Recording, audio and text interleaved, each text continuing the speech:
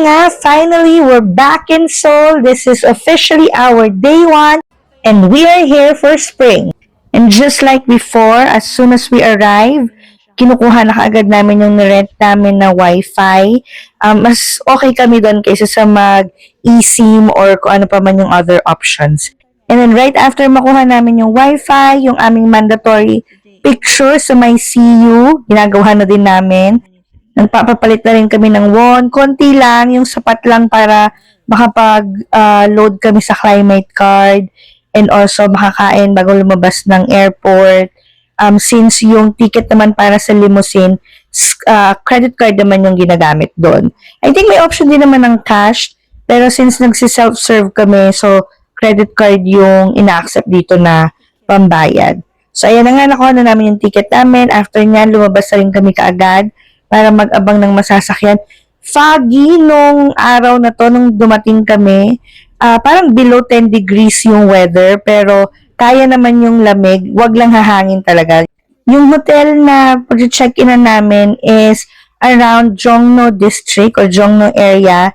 So as soon as we arrive there, hindi pa kami nakapag-check-in kasi 6 p.m. actually yung check-in time nila. So, iniwan lang namin yung gamit namin. And since yung Ikshondong is malapit lang, parang 3-minute walk lang siya from our hotel, nag-ikot-ikot muna kami. Maaga to, this is around mga 7:30 or 8. Back in 2024, yung hotel na napagstayan namin is yung RN Sadong. Within this area lang siya. Pero at that time kasi, hindi namin alam na sikat pala tong lugar na to, na maraming mga cafe na famous at saka ginagamit din sa ibang mga K-dramas. Basta ang alam lang namin, medyo kakaiba siya sa lahat ng lugar na pag-check-in na namin kasi paggabi, sobrang laging daming mga tao. Punong-puno yung mga restaurant. Tapos since winter, yung mga kainan nila na extended hanggang labas. Yung may mga tent na pula.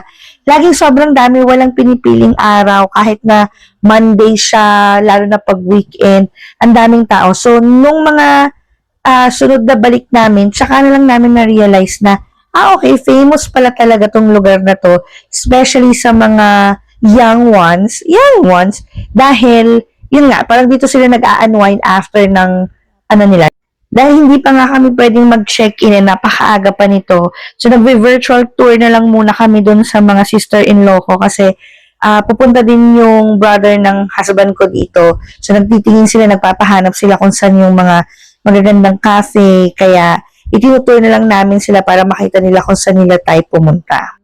Medyo pagod kami talaga nitong unang araw na to dahil hindi kami kaagad nakapag-check-in. Late na namin na itanong kung pwede kami mag-early check-in. Hindi naman pala siya ganun kamahalan. So, nakapag-check-in na rin kami yata ng mga around past 3. Dahil hindi na talaga namin kaya. Pareho kaming galing ng work ng husband ko kaya medyo antok. Pero right after this, nag-load na rin kami ng climate card. Kasi kailangan din namin pumunta na sa Myeongdong para magpapalit na nung magiging budget namin for our entire stay. Well, hindi pa rin naman lahat. Kasi nga, some of the restaurants and stores, mas prefer nila yung magbayad ka ng card. Pero yung ibang store din naman, lalo na yung sa mga palengke, mas preferred nila or sometimes talagang cash lang yung tinatanggap nila. So, nag-load na muna kami para makapag-subway and then pumunta na rin kami ng Lotte Department Store. This is in Myeongdong. Madali lang naman siyang hanapin. Gate 1, dun siya pinakamalapit para i-claim lang yung card na yon. And then we had lunch sa Lotteria at saka nag-Starbucks na din kami kasi nga nagpapatay oras lang kami. And nung naisip namin, tanong natin kung merong early check-in. Medyo hapon na. Pero at least bago kami makapag-dinner, medyo nakapagpahinga kami ng konti sa hotel. And ito, dito lang namin na pag-isipang kumain. Again, 3 minutes walk lang to from our hotel. And first time lang namin siyang matatry kasi nung last time nga na nandito kami ng 2024, parang wala pa siyang mga English menu. Tapos dahil nga meron silang red na tent, parang hirap magtanong kasi doon, di ba parang mabilisan yung mga transaction and all.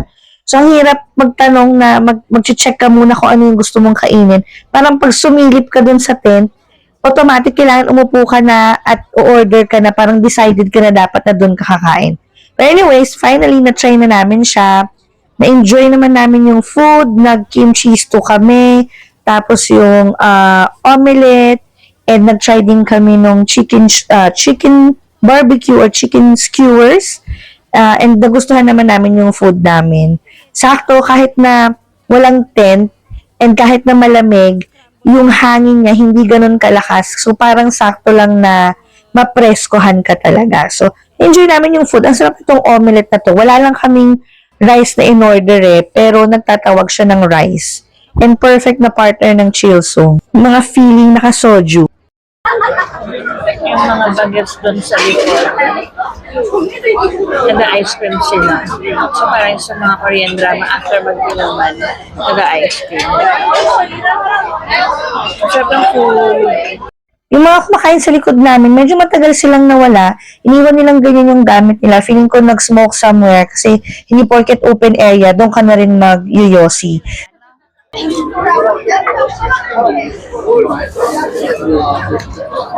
Sarap.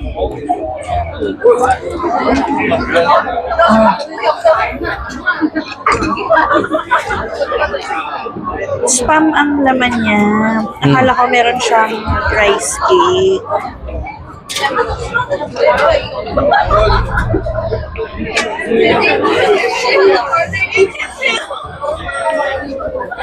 Wala ka ng egg. Ooh, egg. May ketchup. Love it. Yung pagkaluto niya ay parang ano lang. Para sa bahay. Oh. Walang kanya. Pagka iba na ang tinis. Oo.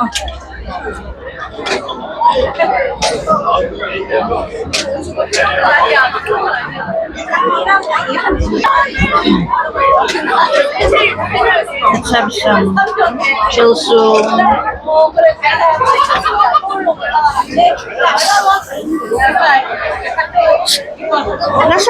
Nasa rep kaya to o nasa labas lang?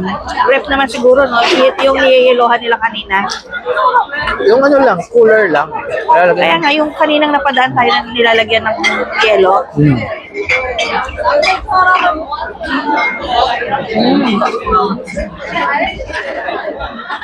Haraso.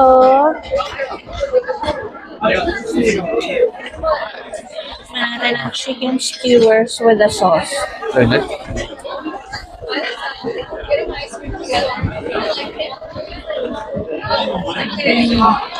Ano mga ganyan sa sibuyas?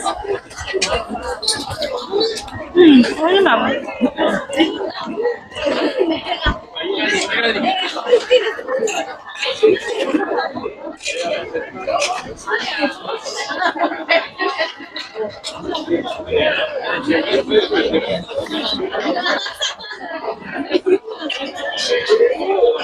Soju na lang ulam.